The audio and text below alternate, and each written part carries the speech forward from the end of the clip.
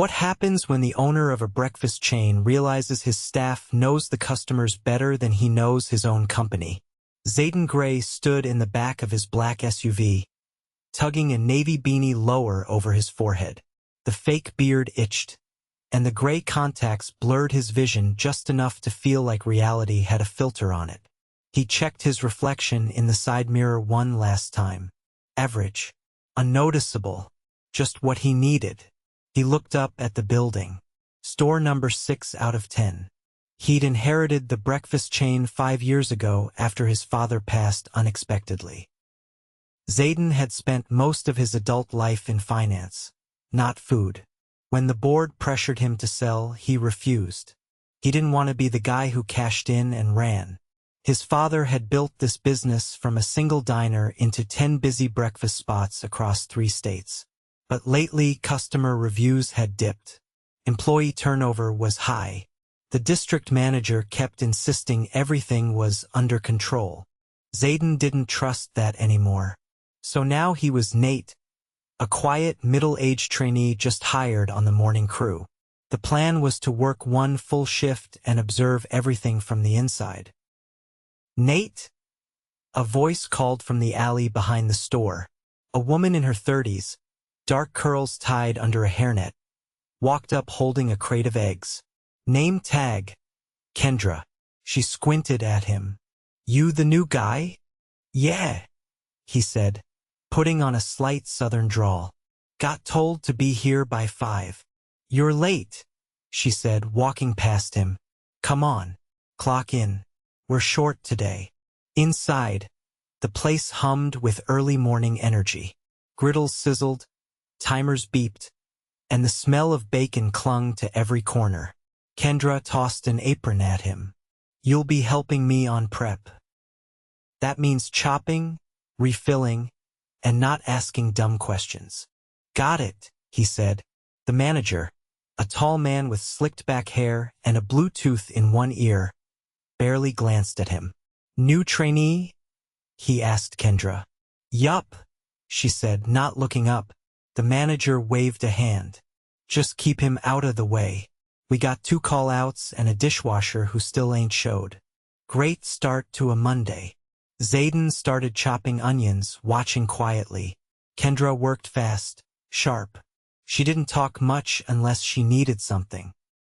But every time a server came back, she had a joke ready, a smile, a quick question about their kid or weekend. She knew them. She cared. By 7, the line was out the door. Zayden was sent to restock the drink station, then help with dishes. That's when he met Alvin. Alvin was small, maybe 50, with a limp and a soft voice. He moved slow but steady, rinsing plates with a rhythm that said he'd been doing this longer than most. Alvin didn't talk unless spoken to, but when he did, he gave a polite nod and a quiet "Yes, sir." Halfway through the rush, Alvin's hands started shaking. Zayden noticed but didn't say anything. 10 minutes later, Alvin disappeared. "Where's Alvin?" Kendra asked.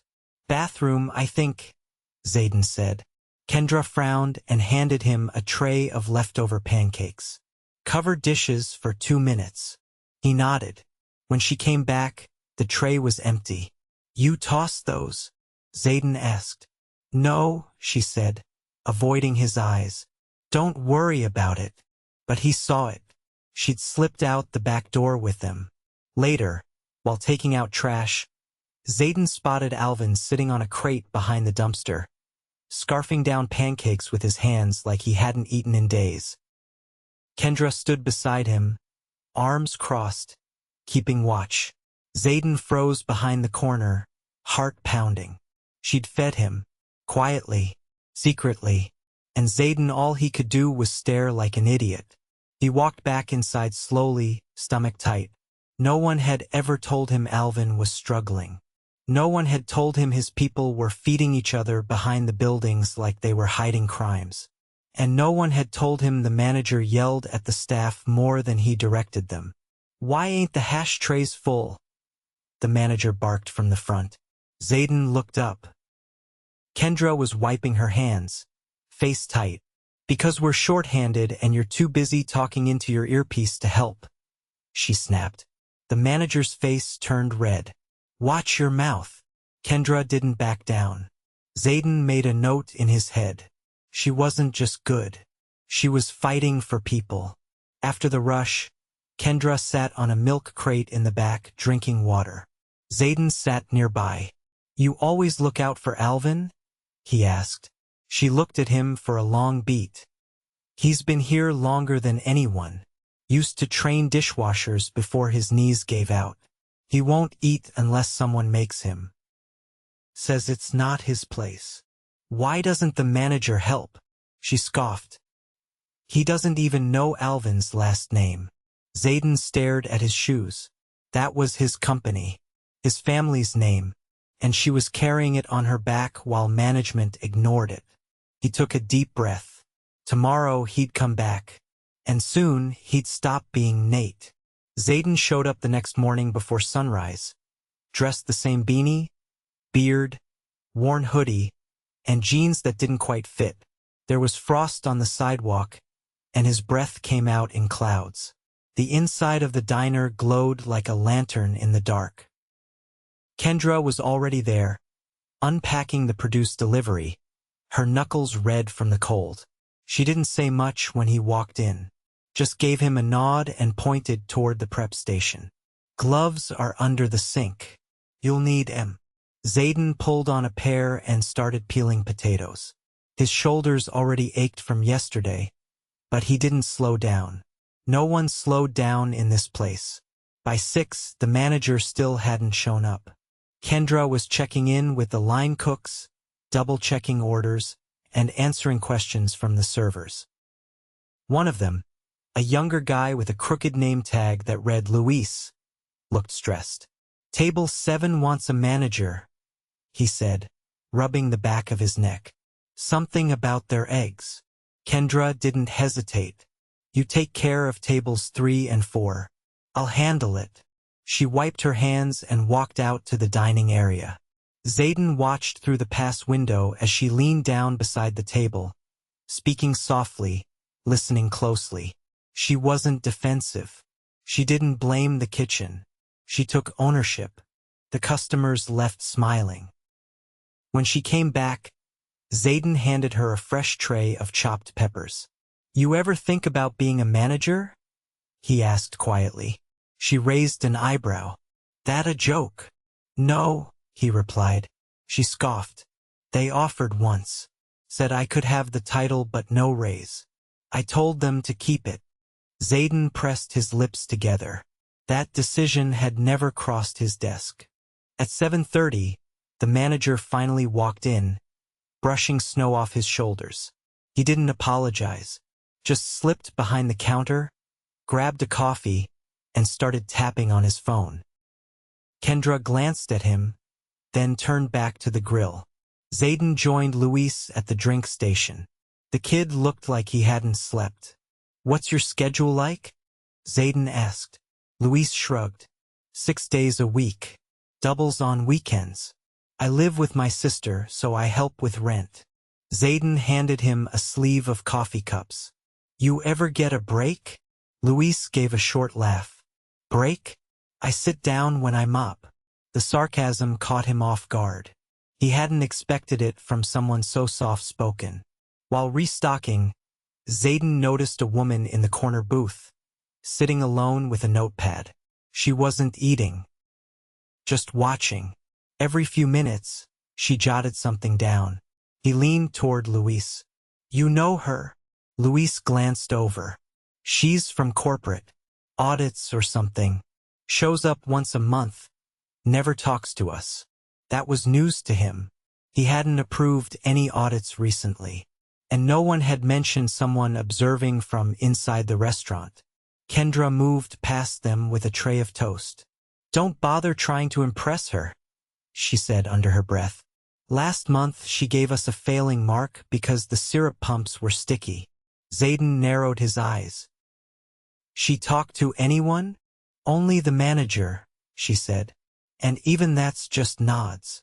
He returned to the kitchen, mind racing. How could someone watch all this and say nothing? At 9, Alvin arrived. He walked slower than yesterday, favoring his left side more.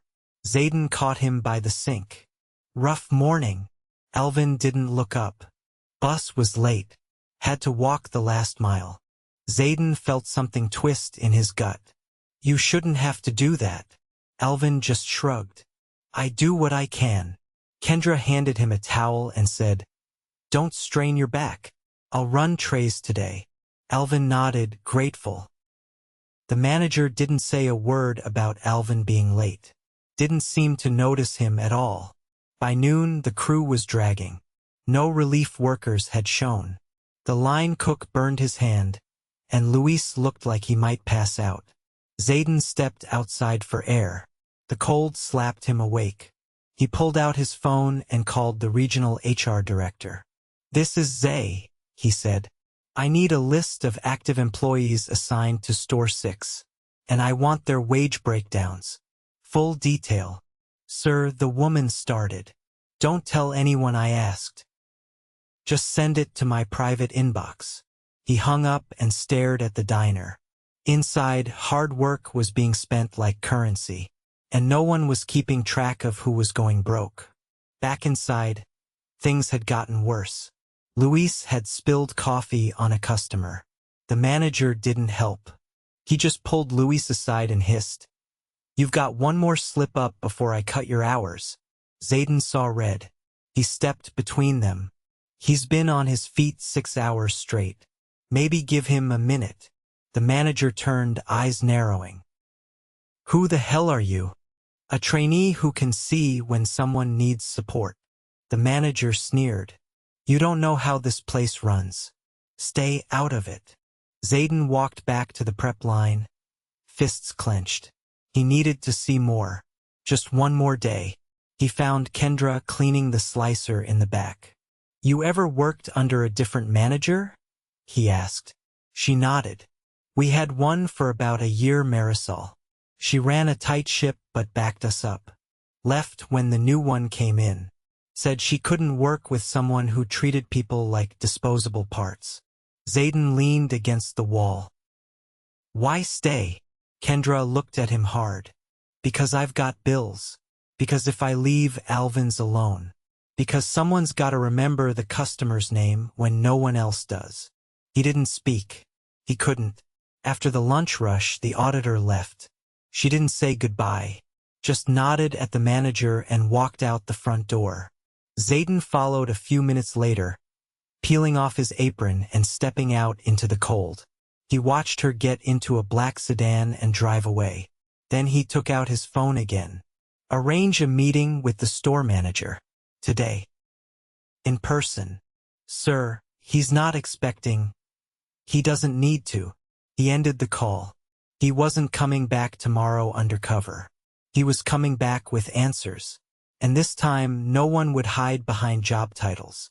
The door chimed once, sharp and loud over the quiet lull between shifts. It was just past 2 in the afternoon, and the diner had thinned out to a few lingering tables. The staff moved slower now, dragging slightly after the punishing morning run. Zayden walked in, no longer in disguise. He wore a dark wool coat and clean slacks. His beard was gone, hair trimmed, and the slight accent he'd used as Nate left behind.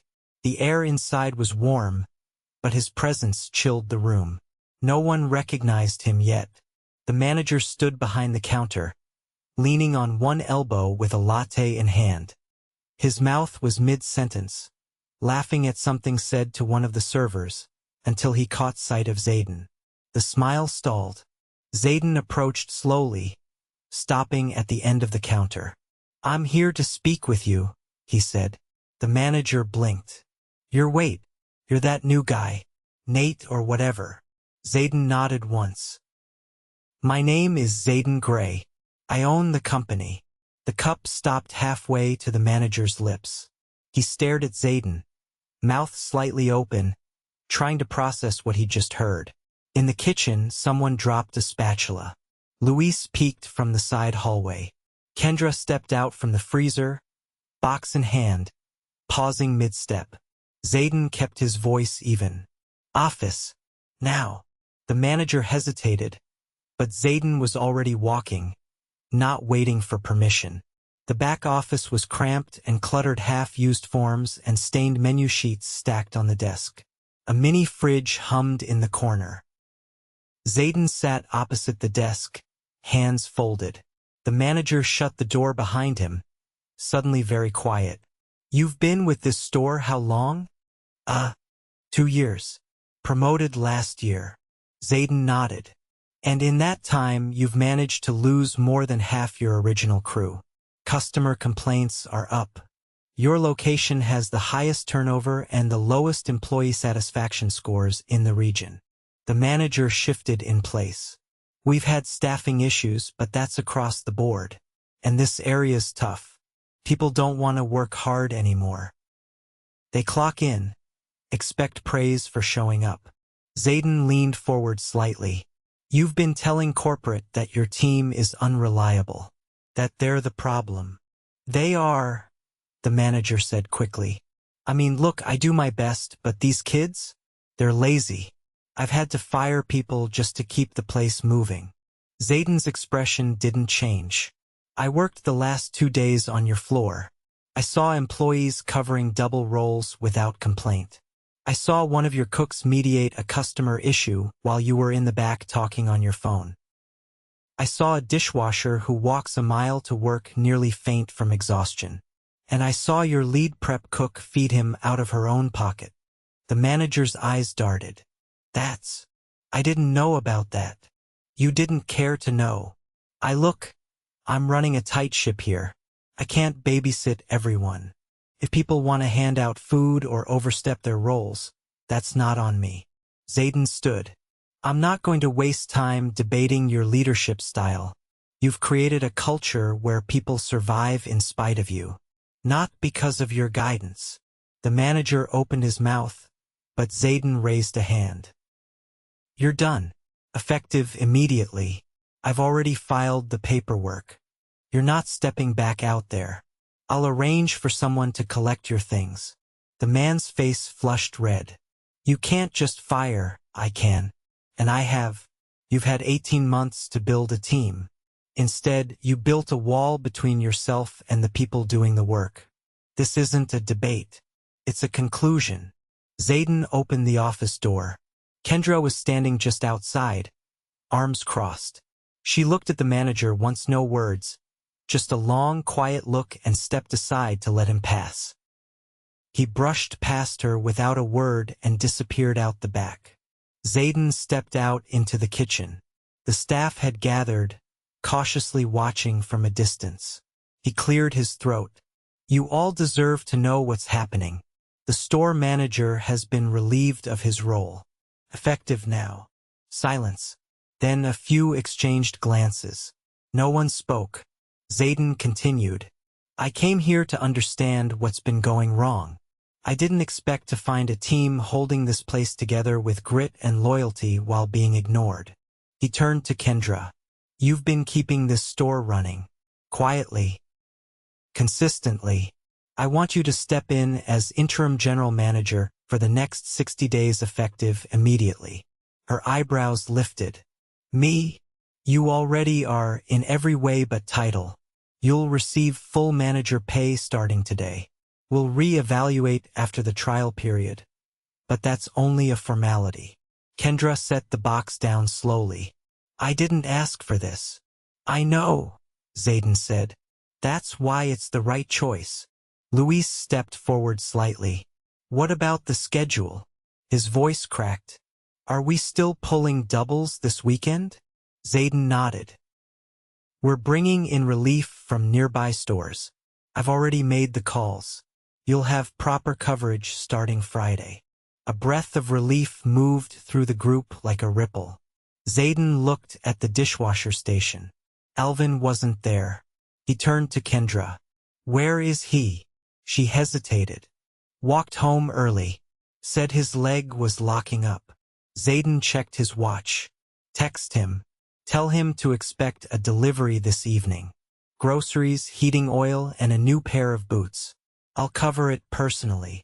Luis looked stunned. You're serious? Zayden nodded. I should have been serious months ago. He walked to the prep station and picked up a knife.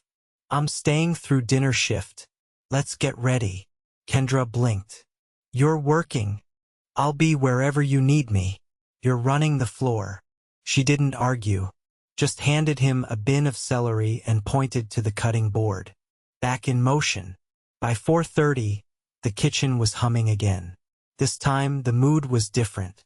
Lighter. Focused. No one was rushing to cover for someone else's absence. For the first time in a long time, they had enough hands. Zayden chopped, prepped, wiped down counters. He didn't give orders, he followed them. He asked how to load the warming trays properly. He learned how to refill the syrup dispensers without spilling. When a customer flagged the counter asking for extra jam, he ran it out himself. At one point, Kendra pulled him aside.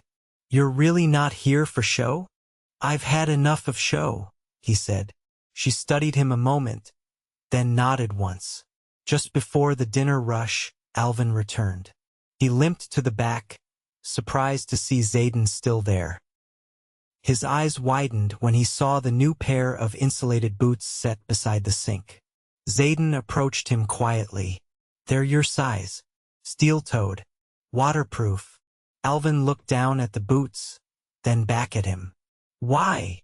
He asked. Because you've held this place up longer than anyone. And I see that now. Alvin didn't respond, just slowly sat and began unlacing his old shoes. By 6, the dining room was full again. But this time, the chaos was organized. Orders came in smooth, plates rolled out fast, and the staff moved like they were lifting something bigger than just trays. Zayden worked the back line until the last rush ended. He stepped outside for air around 8, leaning against the brick wall, watching the city lights flicker across the snow. Kendra joined him, lighting a cigarette without asking. You're going back to corporate after this? She asked. Tomorrow. She took a drag, then exhaled slowly. What happens next? Zayden looked over at her, face serious. Next, he said, we fix the rest of the stores. And this time we start by listening. The next morning, Zayden was in his office before sunrise. The city was still waking up, but his phone didn't stop buzzing.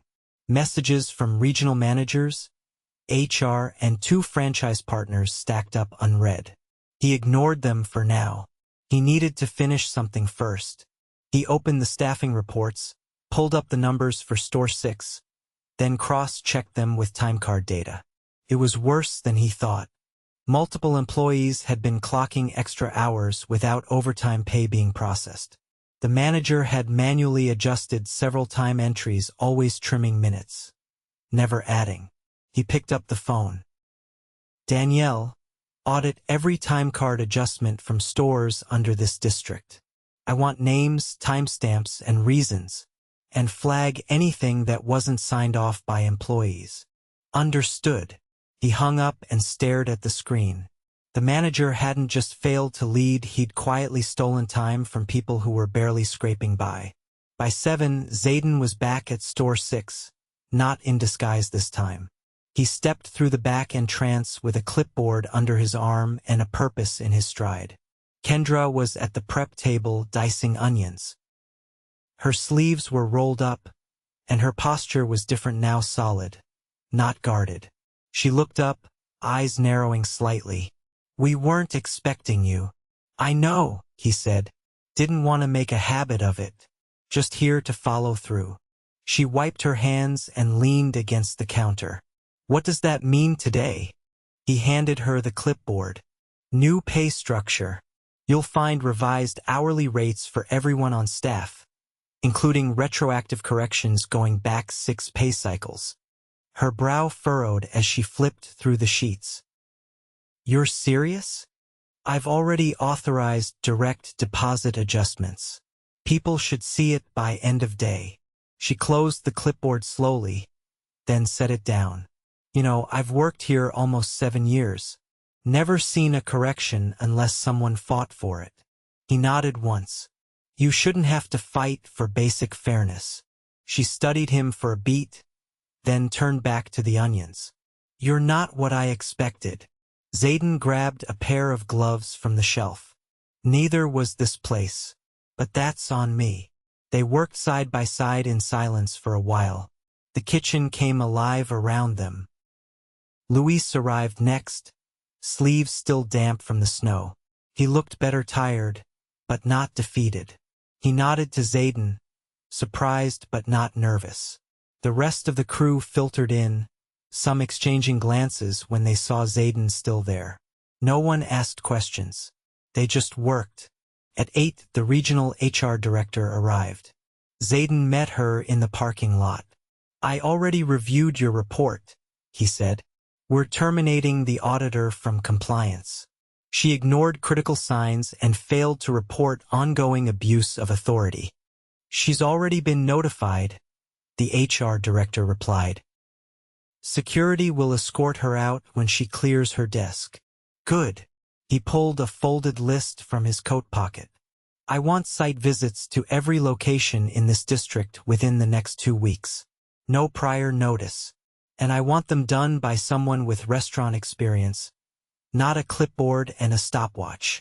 She nodded. Understood. Back inside, Kendra had posted the new schedule. For the first time in months, every shift was fully covered. Zayden had pulled 3 experienced employees from a sister location across town to rotate in through the weekend. It wasn't perfect, but it was a start. Alvin arrived just after 9, wearing the new boots. He moved a little easier today. When he reached the back sink, he paused, looking around like he wasn't sure where to begin. Kendra stepped over and handed him a fresh towel before he could ask. New gloves are in the drawer, she said. Take your time today. Zayden approached him cautiously. There's a standing service credit in your name now. Groceries delivered twice a month. No questions asked. Alvin looked at him, eyes unreadable. Why? Because you've earned it. Alvin didn't reply, but he nodded once and turned back to his station. By mid-morning, Zayden called a quick meeting in the back. The crew gathered around the prep table, still in aprons and hairnets.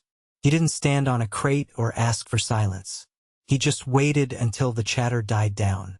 I won't be here every week, he said. But that doesn't mean I'm not watching.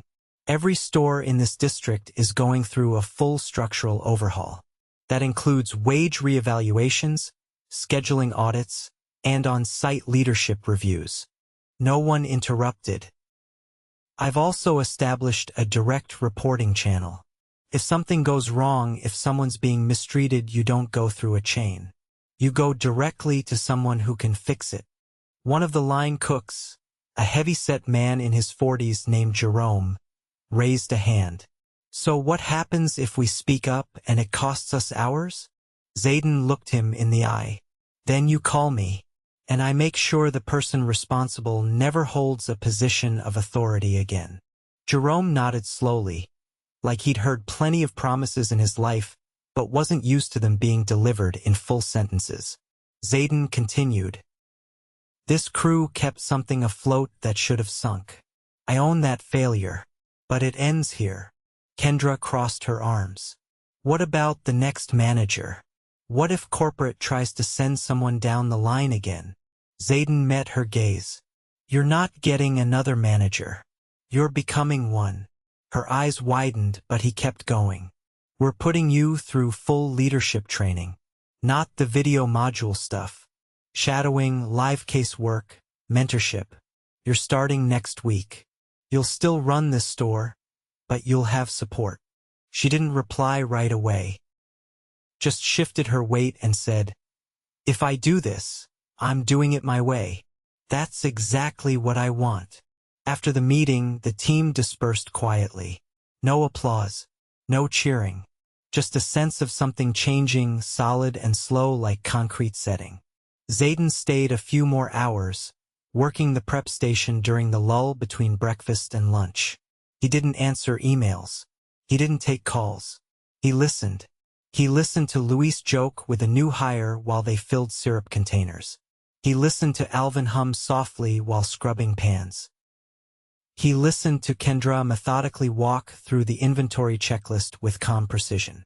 By the time he left, the snow had started again, light, soft, almost apologetic.